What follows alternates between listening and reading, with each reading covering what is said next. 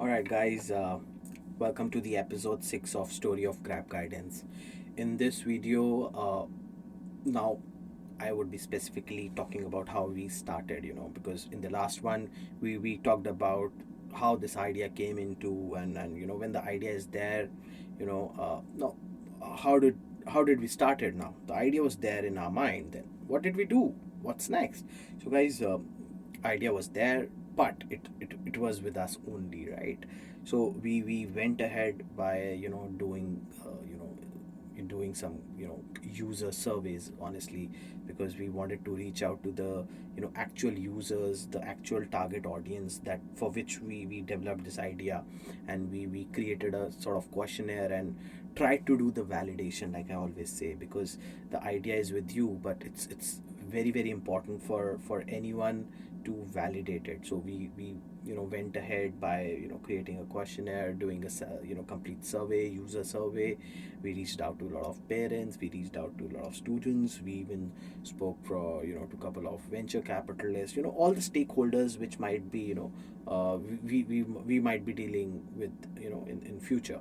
So that's how we started. We did a lot of brainstorming on how the product would look like. And this is where it's like the stage where you sort of go ahead with exploring your idea, with putting it down on a paper, getting validation from couple of stakeholders and all those things. So that was pretty important. So we started doing all that because we needed to make sure that this idea really excites the audience for which we are you know doing it.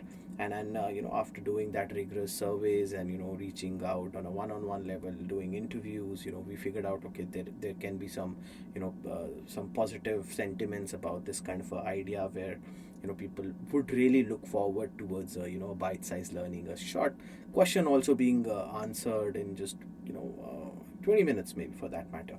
So that's how we started. And then we thought, okay, when we got some positive validation, and we thought, okay, this is the time that we need to start executing also, apart from planning. So planning was like it started after we just got into the idea. Planning got started parallelly with the validation part. And then we straight away jumped on to executing it also. And when it comes to execution, it's very important for us to finally start working on creating the product and creating the team around. And that's what the two things were very much needed. And when it came to team, and the team who gonna create the product, who gonna create the supply side, then definitely the first thing that comes in anyone's mind is to reaching out to your network people. And that is exactly what we did. I reached out to all my network people, shared the idea, got the validation as well. And if in case somebody gets interested and also wants to join with your entrepreneurial journey, I mean, you just welcome them probably, and then they might be a very good fit. And that's what had happened. We shortlisted a couple of right people who would be needed for for onboarding teachers, and looking into the service operations part, and then in the beginning looking into expanding through sales. So we reached out to the people in our network, and we really got a couple of them onboarded in just few months of we starting off. And that's one. But another important piece for us was to get hold of the product now, because everything lies around creation of this whole product. And then through again network and through known sources, it's very important, because in the beginning it's so difficult for you to reach out to people whom you don't know. And you can't have faith in them, and it's very difficult for you to even make them understand what your vision is. And then luckily we got someone who was known and who had a complete technology team in place already. So that's the thing that you'll always look for when you're bootstrapped, when you're a startup, you don't have anything, but you still want to create a world class product from the very first day.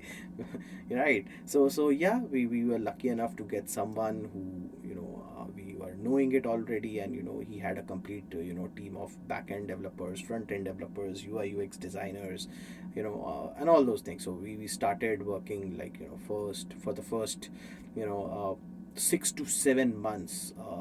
When we started executing, the first 6 to 7 months were actually into product development. And when I say product development, think that we are talking about a web product. I mean, app. We focused on the web product first. So think of a web product. It has a complete platform where you are able to search a right guy. And when I say search, obviously it will be like a marketplace, like an Amazon, listing out a lot of people profiles, and you can choose anyone out of them as a user booking it, right? So it was a complete search platform we needed to create, and a booking system also had to be in place, because you'll be like, after looking into 150, 100 and 200s of profile, you choose one and you should be able to book a session with that guy. So it has to be a complete booking platform. On the top of it, we're talking about the session also to happen within our platform itself, within that product itself. So we were partnering with third party vendors also. We created our own UI UX around the whole learning system, the virtual conferencing system that we developed, and everything we made sure that happens on our platform. So that was a rigorous product development, and the team that we started off with, these were the two most important thing that we dealt with in the first 6 months of our execution. And then what happened next, definitely I'll tell you more about that in our next video, guys. Thank you so much.